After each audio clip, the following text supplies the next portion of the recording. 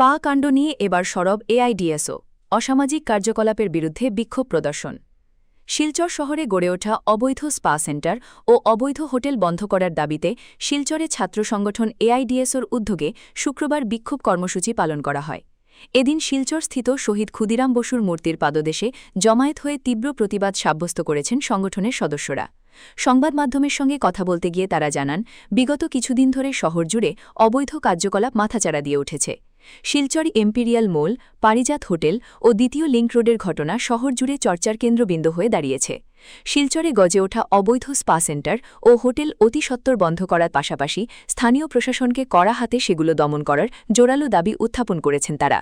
Spare নাম ধরে শহরের বুকে যে নোংরামি শুরু হয়েছে তা কোনোভাবেই মেনে নেবেন না তারা।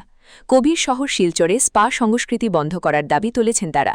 বর্তমানে বেড়ে ওঠা নারী নির্যাতনের পেছনে অন্যতম কারণ বর্তমান সরকারের নিষ্ক্রিয়তা বলে এদিন দাবি করেছেন তারা। শুধুমাত্র কয়েকজনকে গ্রেফতার করলেই সমস্যার সমাধান হবে না। সমাধানের সূত্র ধরে সরকারকে এগিয়ে যাওয়ার আহ্বান জানিয়েছেন সংগঠনের কর্মকর্তারা। জেন্ডার মেনশন করে পার্লার পরিচালনার দাবি জানিয়েছেন সংগঠনের কর্মকর্তারা। কি বিষয় নিয়ে আন্দোলন?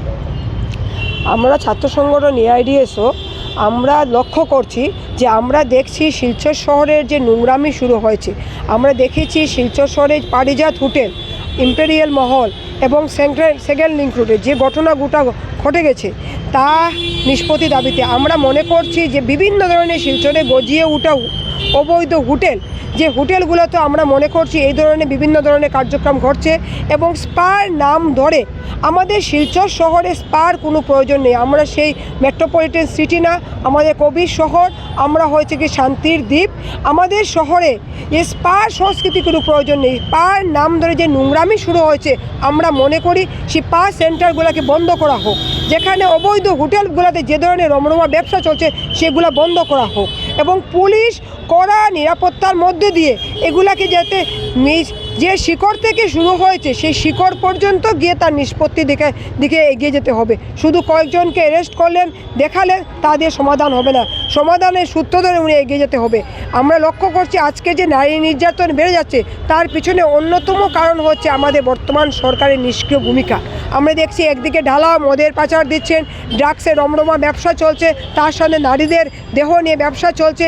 এই ব্যবসাগুলোকে যদি উনি কড়া হাতে দমন না করতে পারেন তাহলে নারীদের নির্যাতন বন্ধ হবে না। আপনারা লক্ষ্য করেছেন আজকে থেকে কয়েকদিন আগে একটা 8 বছরের শিশুকে ধর্ষণ করে হত্যা করা হয়েছে আমাদের পার্শ্ববর্তী জেলা করিমগঞ্জ শহরে।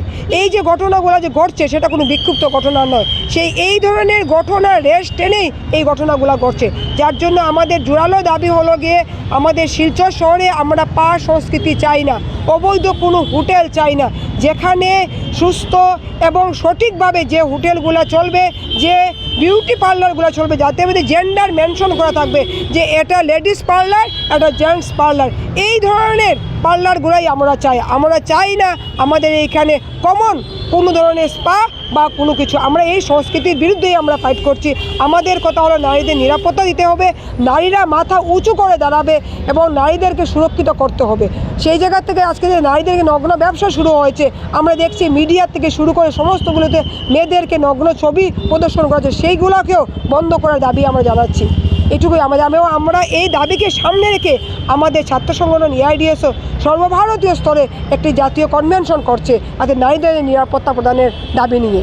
আমরা জোরদার আন্দোলনের দিকে যাব, আমরা দেশব্যাপী আমরা আন্দোলনের দিকে যাচ্ছি। আমরা মনে করছি নারীদের মর্যাদা রক্ষার জন্য আমাদের শেষ লড়াইটুকু আমরা লড়তে প্রস্তুত।